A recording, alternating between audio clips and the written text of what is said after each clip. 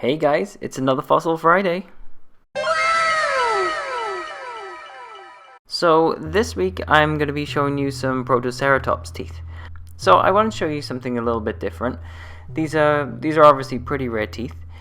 I did a little bit of Googling, looking for some images, and there aren't a whole lot of images of Protoceratops teeth online, and just a quick look on YouTube, I don't think there's even a single video of Protoceratops teeth on YouTube. So I thought this would be a good Fossil Friday video. Hopefully whether you're a collector looking for a reference for Protoceratops teeth, so you can just have a look what they look like, or if you're just interested in dinosaurs and you want to see some rare dinosaur teeth, hopefully this video will be interesting.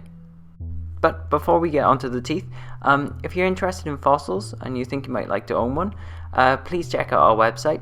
We've been trading since 2012 and we sell fossils to the general public and educational institutions. We've always been keen to enthuse people about paleontology and natural history, so we sell lots of affordable fossils. Lots of people come to us to buy things like ammonites and mosasaur teeth for their children or grandchildren. They're always amazed that you can buy actual fossils and how little some of them can cost. And I can't imagine a better gift for a kid than a real dinosaur tooth. And of course, if you're a big kid with more money to spend, we've got you covered too. Anyway, back to Protoceratops. So, what was Protoceratops? Well, it was a small ceratopsian dinosaur from the Late Cretaceous.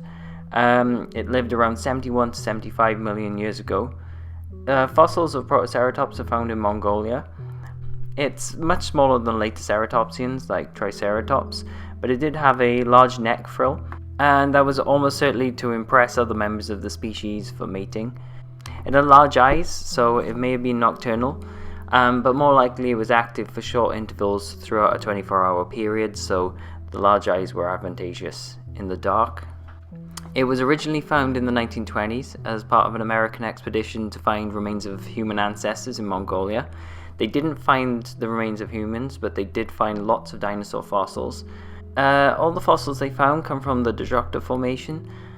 So the Gobi Desert, found in Mongolia, hasn't really changed much since the Late Cretaceous, and this particular formation preserves an environment that was mostly made up of sand dunes, valleys, and freshwater lakes. And the dinosaurs found there include dinosaurs such as, obviously, Protoceratops, but also Velociraptor, Oviraptor, and other theropod dinosaurs. There was a particularly impressive fossil found in 1971, which preserved a Velociraptor and a Protoceratops locked in battle, known as the Fighting Dinosaurs. From this fossil, we can not only tell that Protoceratops was preyed upon by Velociraptor.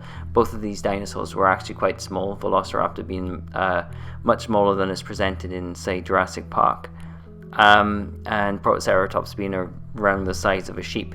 But this particular fossil shows that Velociraptor wasn't simply a scavenger, it actually fought with Protoceratops and preyed upon it. And there's been lots of theories as to how this fossil was actually preserved in the way that it has been. It's very rare to find something like this, but it's mostly agreed that it was the result of a sand dune collapsing, or maybe they were caught off guard during a sandstorm. So just like all of the ceratopsians, Protoceratops was a herbivore, and its teeth were adapted to chewing on tough vegetation. And just like all of the ceratopsians, it had batteries of teeth in its jaw. This is actually the enamel on the front of the tooth, and this would have been the chewing surface. This particular tooth has a moderate amount of natural feeding wear on the feeding surface. This is an example of a tooth that's been worn down a little bit more heavily. Now ceratopsians, because they ate tough vegetation and their teeth wore down quite quickly, had batteries of teeth, so their teeth were replaced throughout their life.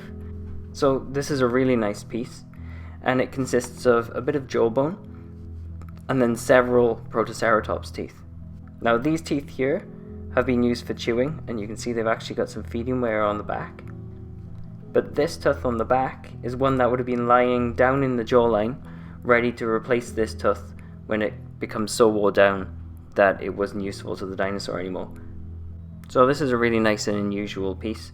Like I've said before, most teeth that are found are teeth that have been shed by the dinosaur, just because they shed so many teeth throughout their lives. This would have actually obviously been in the dinosaur's mouth when it died, because it consists of several teeth altogether and a bit of the jaw, so that's very unusual. And we'll just take a look at some of the other teeth too, because like I said, I haven't seen any videos of these on YouTube for people to like reference again, so just to get an idea of what they look like. The preservation of these teeth is much different from, say, Triceratops teeth in the Hell Creek Formation or anything like that. The white coloration is very common for fossils from Mongolia. And this piece actually consists of 2 teeth.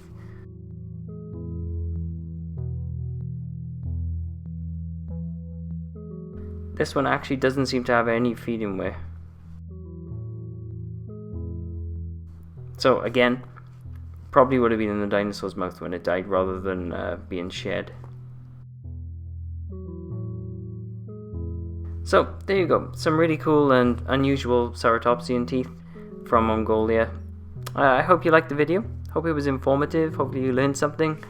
If you have any recommendations for future videos, please leave a comment below.